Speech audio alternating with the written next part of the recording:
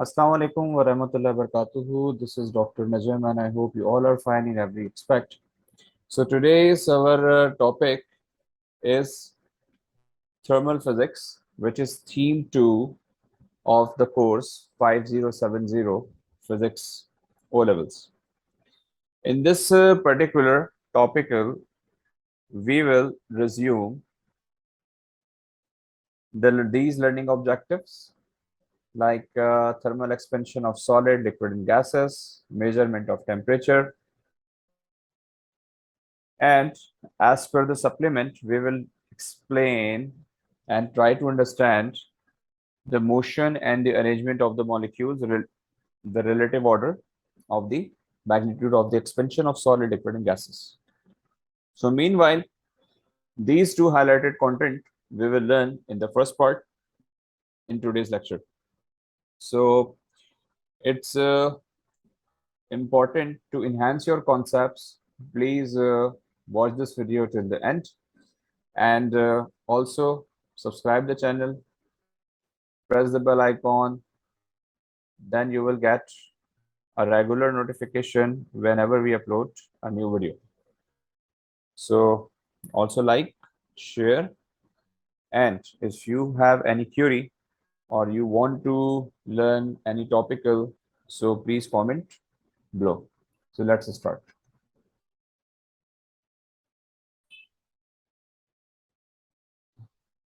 So first of all, that we are talking about the temperature and heat, and we know well about these two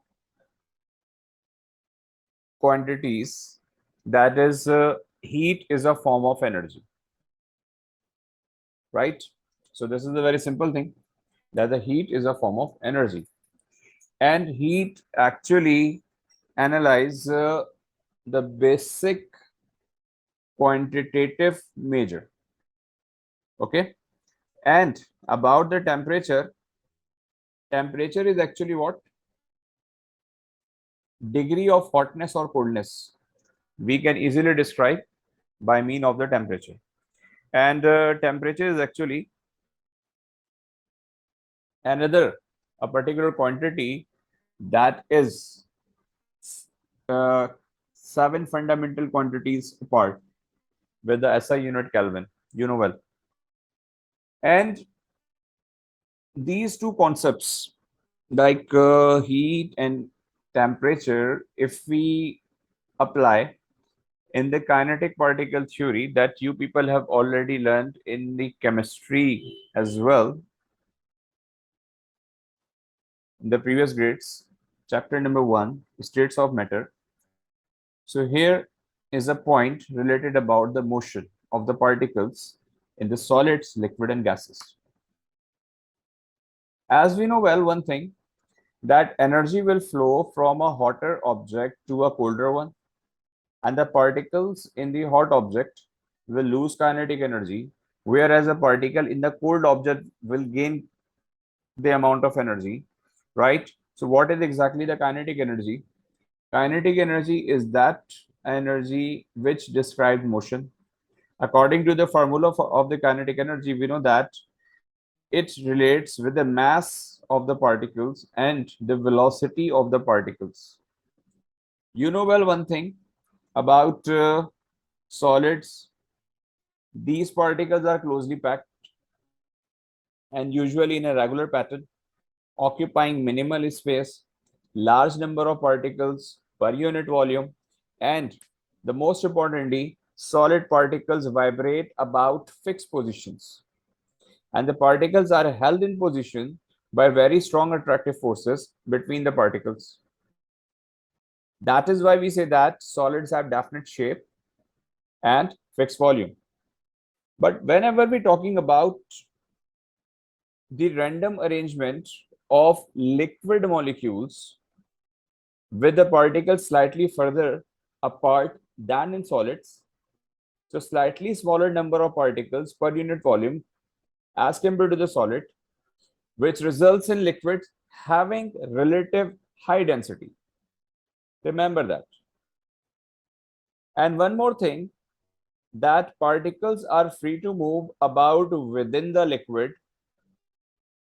and there are attractive forces between the particles.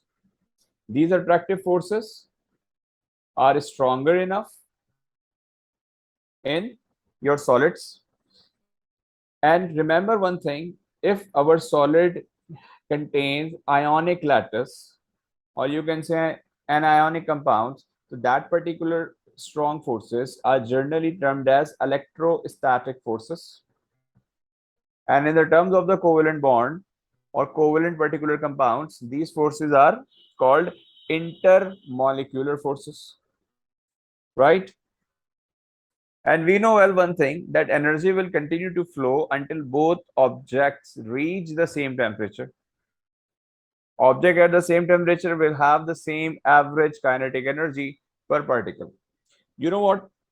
Whenever we observe the particles of gases in terms of compared to the liquid and solids, so gases move randomly very far apart from one another, and a small number of particles per unit volume we observe about the gases. And the particles of gas have very little attraction between them, move randomly at very high speed. That's very important. And we observe one thing, that whenever we heat, or you can say we provide heat to the solids, so solid starts melting. And that particular melting criteria is actually what?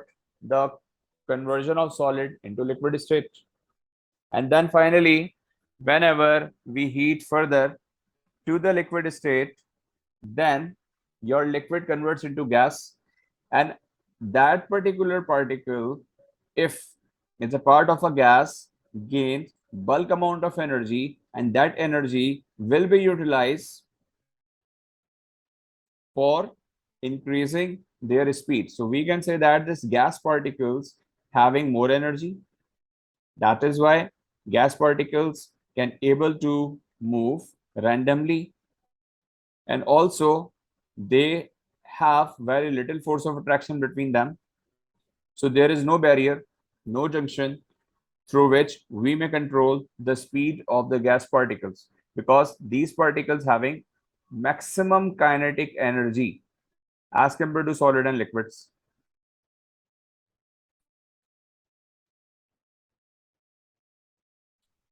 So there is a very common question.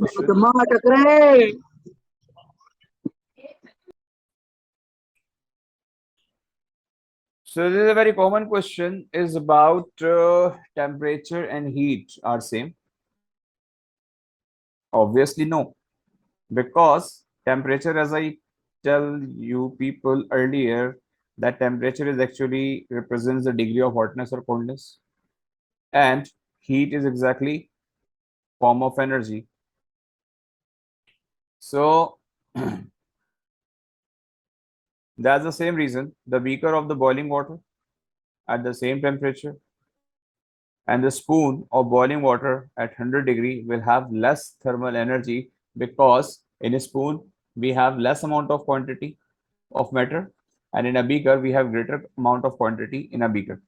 So temperature is only telling about the quantitative analysis, and heat is actually telling about the qualitative analysis, right? Remember that. Now let's talk about very important factor, that is thermal expansion. What is exactly thermal expansion? Thermal expansion is that particular phenomena whenever we provide heat, especially for solids, because solid particles are compact arranged, and whenever we heat a solid sample, so solid particles gain energy and start to vibrate more vigorously, more you can say in speed. So we can take up a bit space, all right, but it is not exactly looks like that. Whenever we try to heat the solid, so its size become greater to the greatest. It is not technically possible. although that a mm, minimum amount of you can say space may gain. So there is a particular coefficient of expansion of different materials, and every material having their thermal expansion coefficient value. Just like over here, glass, concrete, brass, steel, and aluminum. So every substance in this world having a specific particular value, right? Now, liquids expand more when heated than solid. The reason is same. Reason is same because liquid particles are actually far apart, and in the case of gases, gases can expand more because although that gas particles don't have particular shape, gas particles can move randomly. Gas particles have a very little force of attraction between their particles. So they can able to move randomly without any issue or without any restriction. But we generally observe the concept of the thermal expansion in all of the states, either solids, either liquids, and either gases. And remember one thing, these thermal expansion content related upon the three base quantities, and there, what are these three base quantities? Pressure, volume, and temperature. This is a kind of you can say instrument through which we can easily observe the thermal expansion on heating. This is exactly a setup contain a strong steel bar which is fixed within the apparatus frame by a large nut at one end, and on the other side we have iron. Okay, so when bar is heated, the cast iron pack snaps.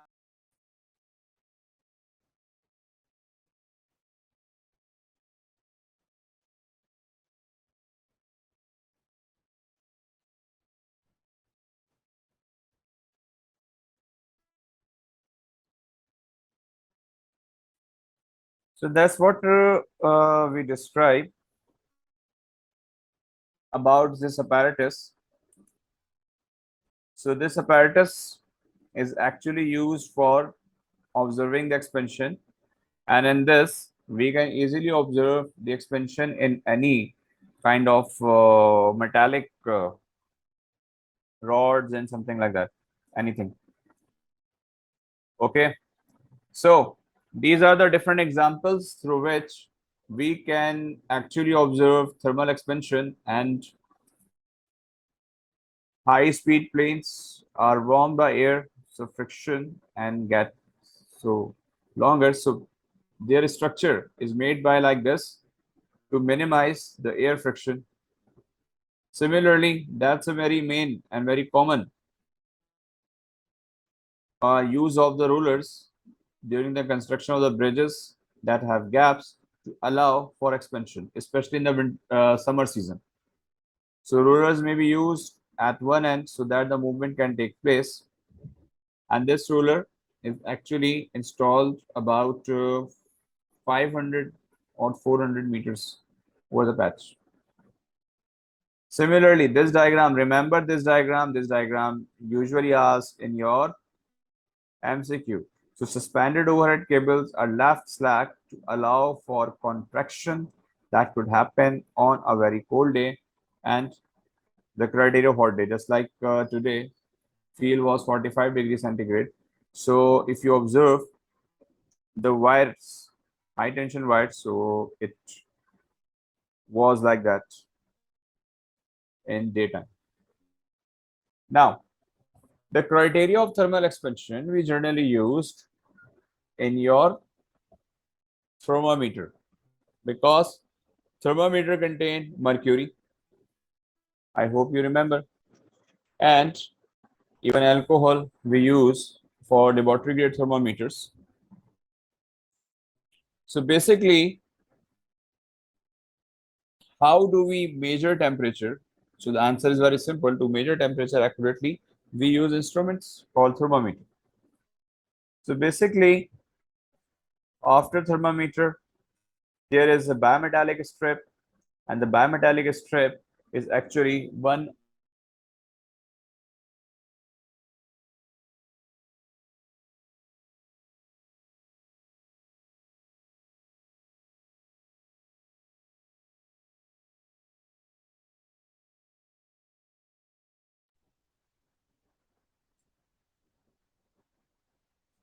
So the bimetallic strip is actually used.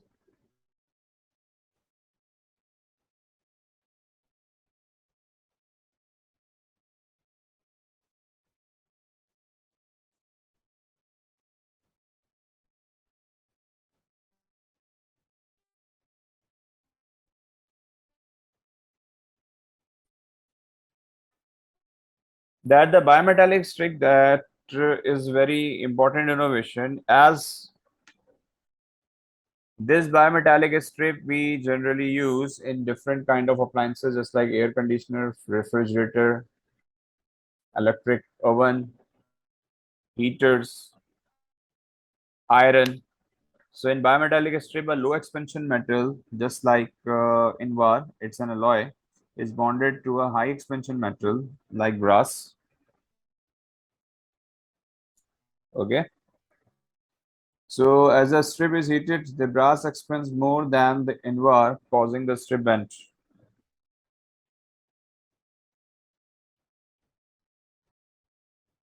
And bimetallic strips may be used in thermostats, devices for maintaining a steady temperature, such as in water heaters.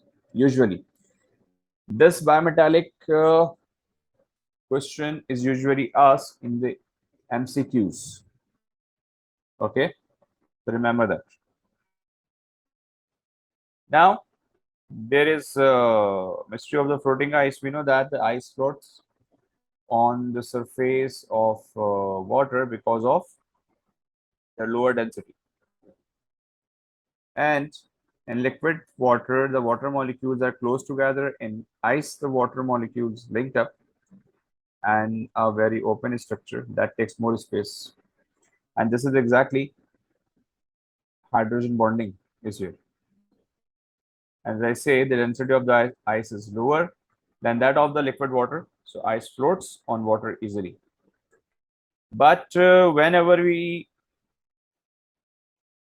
move the temperature from 0 to 4 degree or 4 to 0 degree, so basically the water behavior is a slightly change, you can say.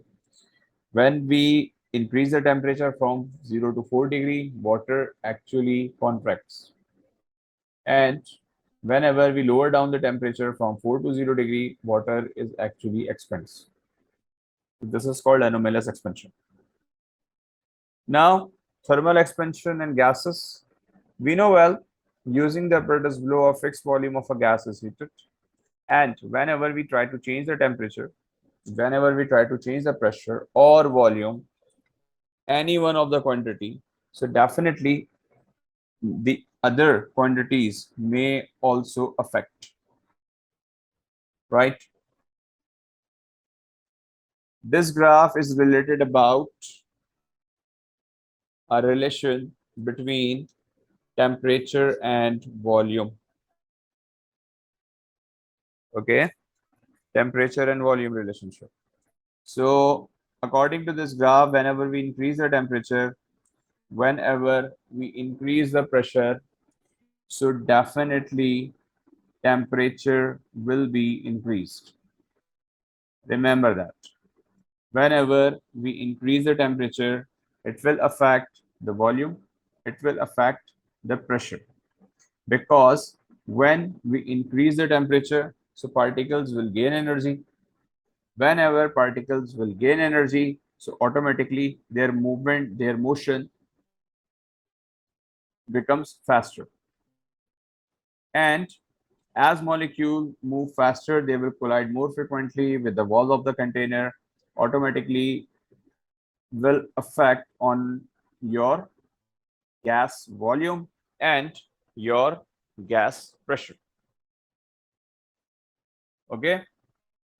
So there is a concept of the absolute zero. So remember one thing, the absolute zero is actually 0 Kelvin, and 0 Kelvin is equals to minus 273.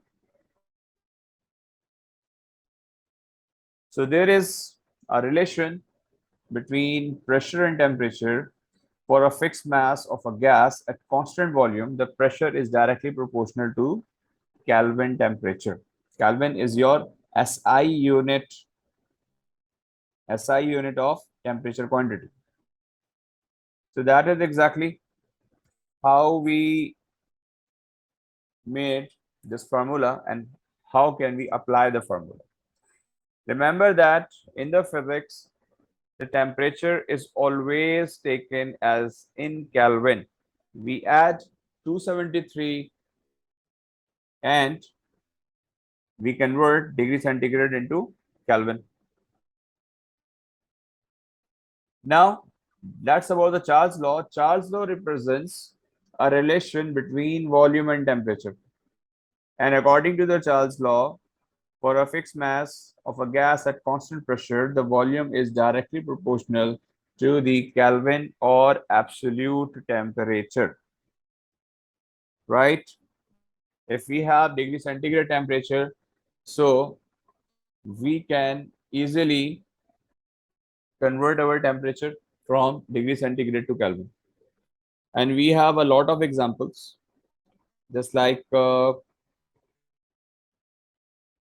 when car is moving, the tire gets heated. This causes the temperature of the air in the tire rise. So definitely, according to the kinetic model of gas, a rise in temperature of air causes an increase in average speed of the air molecules that actually affect the volume, right? And this is its mathematical application.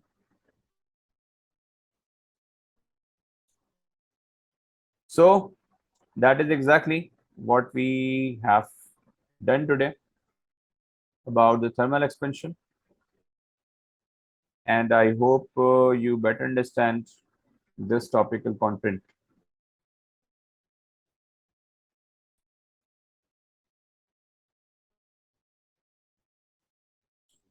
So that's enough for today. Inshallah, in the next session, we will start from the temperature measurement and another law, that's a pressure volume relationship. So till then, take care of yourself. This is Dr. Najam signing out. Assalamu alaikum wa rahmatullahi wa barakatuh.